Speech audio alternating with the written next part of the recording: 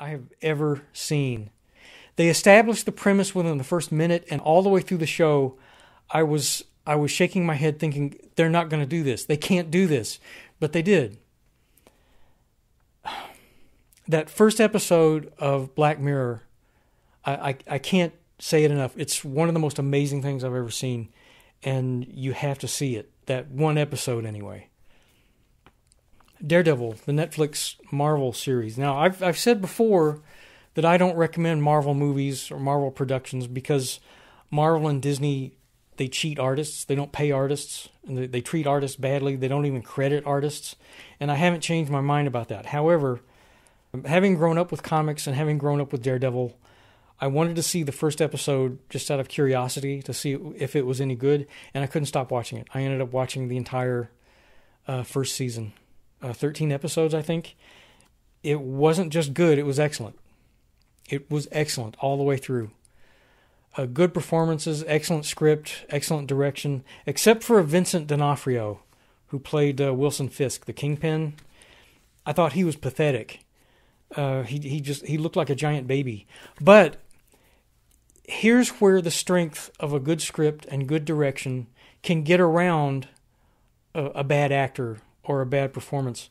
The rest of the show was so good and so well done that I could look past that, and that's unusual. Speaking of comic book series, The Flash. I tried to watch The Flash, and it was the opposite of Daredevil. It was the opposite of Jonathan Strange and Orphan Black. It was bad acting, bad script. It was exactly what I expected. It's what I usually expect from television. A bunch of lackluster characters that I don't care anything about, who are too cute, too good looking, too young, standing around in a room with transparent walls and magic computers, trying to look flinty and badass and just reciting lines.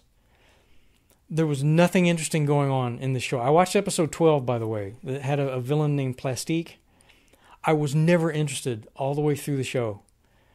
I was never entertained. The whole time I was just thinking, this is really bad.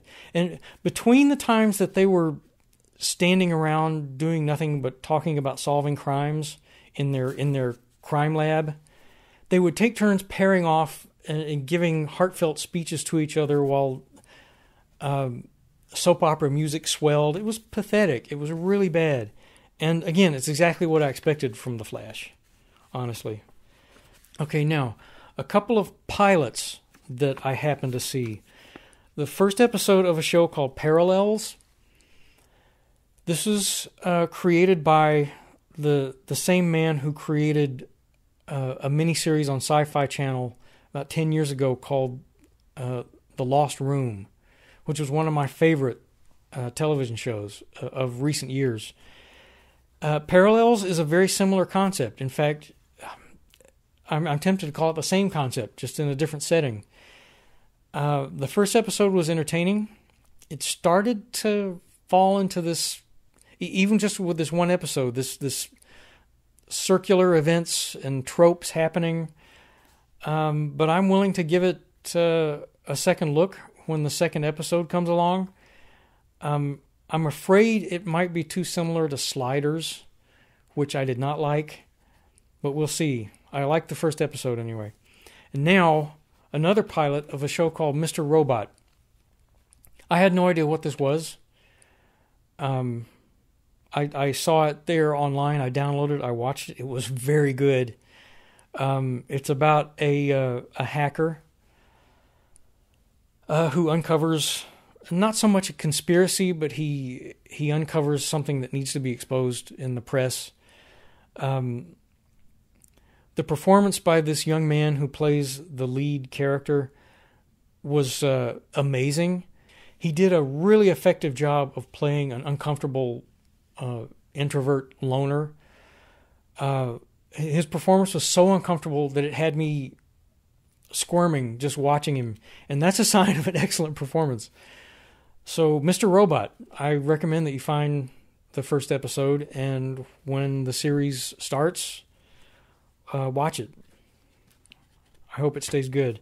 Now, a handful of movies. I saw 3 movies over the weekend. Jodorowsky's Dune,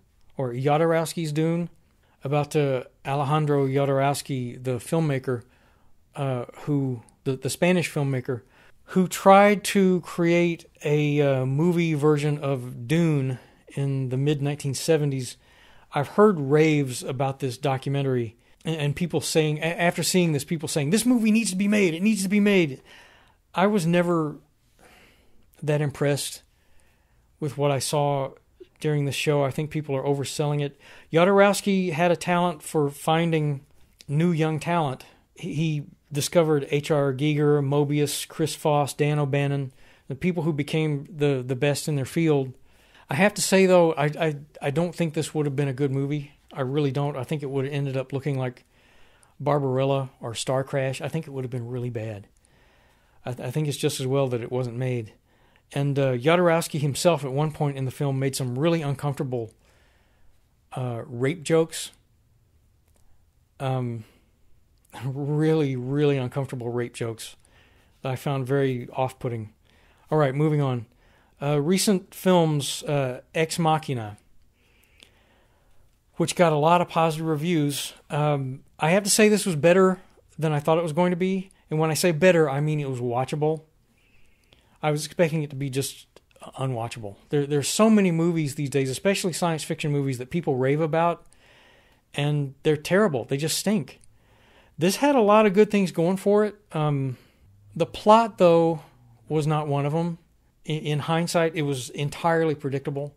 I mean, the description of the movie would go something like, a hateful genius invents thinking robot. And what would be the next sentence in that description? You've already determined the rest of the movie just by me setting it up like that. Hateful genius builds thinking robot kills him. I didn't spoil it by saying that just now because you already knew. It was better directed than most films. The script was pretty good. The performances were okay. I would say watch it. Don't pay money for it, though.